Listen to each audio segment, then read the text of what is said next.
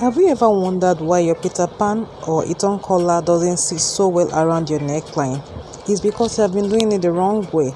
But today in this class, I'm going to be showing you the right measurement on how to draft these beautiful collars. Alright, so my name is Dola Banjoku, Creative Director at Mofilola Fashions. So I'll be giving you the accurate measurement you need to know. Alright, so this class is going to be loaded and straight to the point, so stay tuned. Go ahead and transfer your shoulder dart to underarm. I've transferred mine to your shoulder dart, your back shoulder dart if you have any. Okay, so let's get started. I'll come down from here by 1 centimeter, then I'll come down from here. I'll measure inward by 0.5 centimeter and then draw in the neckline, the round neckline, okay, and curve like that. I don't know if you can see this. I think it's clear enough, and I'll go ahead and do the same thing to the back pattern. So I've done the same to the back. What you're going to do is you cut out this part, so this becomes your new neckline for the center front. This is the front pattern,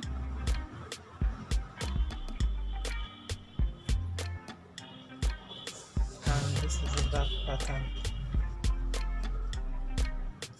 Okay, in case you don't know how to do your underarm dart manipulation, you can check our description box. You'll see the link on how to do your neckline dart manipulation. And one more thing about this, for your collar, you don't need to tighten the neckline. You don't need to increase the size of your shoulder dart. See what I mean? The one you will do increase by 1 cm, 1 cm. You don't do it for your collar. Okay, so let's continue. So I'm going to go ahead and cut out this. So we are done with this. So I'm going to take the back pattern. I will measure. I'm going to label first so we don't confuse ourselves. So this is the NP neck point. This is your center back. This is your SP, and this is your UP for the back pattern. Okay. So from the back NP, you're going to measure 10 centimeter down, like so. You know, this is a very small pattern.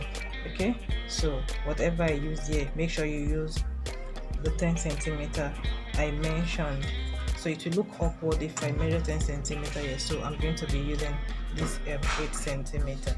So having done that, let me quickly label my center front pattern as well. So this is your NP, your SP shoulder points, your UP underarm points, and your center front. Okay, we don't need all these lines now, so I'm not going to bother myself about that.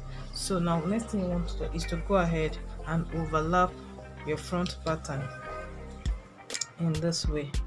Make sure that your back NP and your front NP and your back NP, they both align like this, and you don't exceed this point. Okay, make sure it's on the 10 centimeter. Make sure you don't exceed it. Then you secure with a paper tape. Okay? Secure this point with a tape. Okay, so what you're going to do next is to blend this point on how I'm going to get so that you don't make mistake when you are doing yours. Alright, so I'm going to go in with my pen and reshape this point like so. So I haven't done this. The next thing to do is to measure the length of your collar. Okay,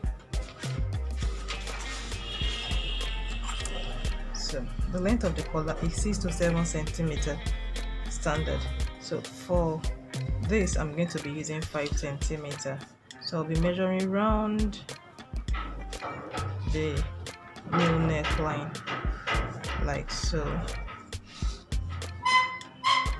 Okay, so from the length of the collar, this is the length of the collar, you're going to measure backward 3 centimeter, but for this I'll be using 2 centimeter, okay, because it's a small pattern, so that our pattern does not look kind of funny like so. So here is your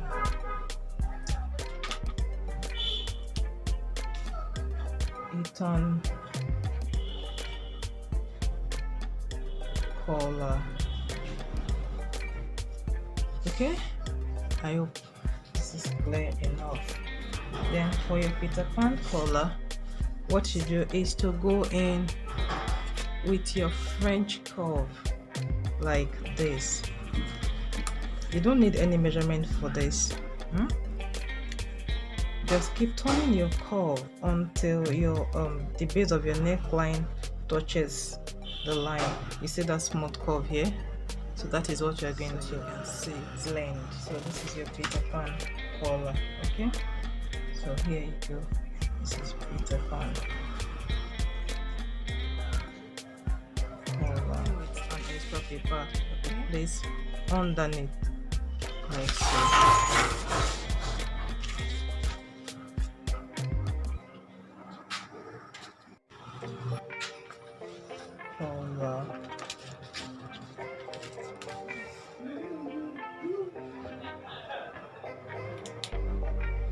So this is a center front,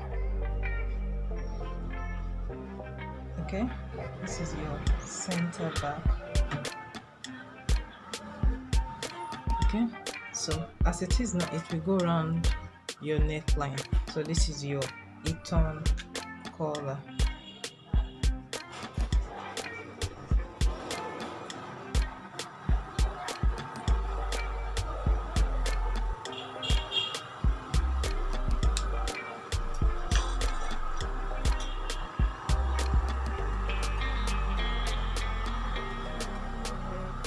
For Peter Pan collar, so this is what you have for Peter Pan, and this is what you have for your Eton. So it depends on what you are working with. Either you want to work with go with your Peter Pan, or you want to go with your Eton, whichever one is fine.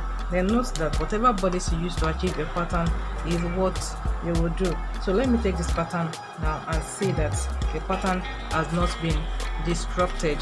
So you still have your complete pattern, because it's the same pattern you're going to be using to cut your bodice, okay? You can't bring another pattern to cut your bodice. So this is your pattern. You're going to be using this pattern to cut the bodice, which you'll be using to sew your collar. So let me quickly cut out the collar and show you.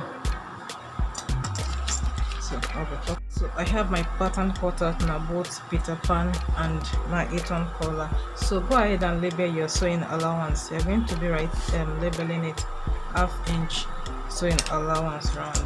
This is not showing, so 1/2 inch sewing allowance round, 1/2 inch sewing allowance round. We do the same thing to this one. 1/2 inch, 1/2 inch, 1/2 inch, 1/2 inch. So when you are cutting, let me write it here. So you're going to be cutting, cut 4 pieces for your Peter Pan collar, or whichever pattern you are working with, okay?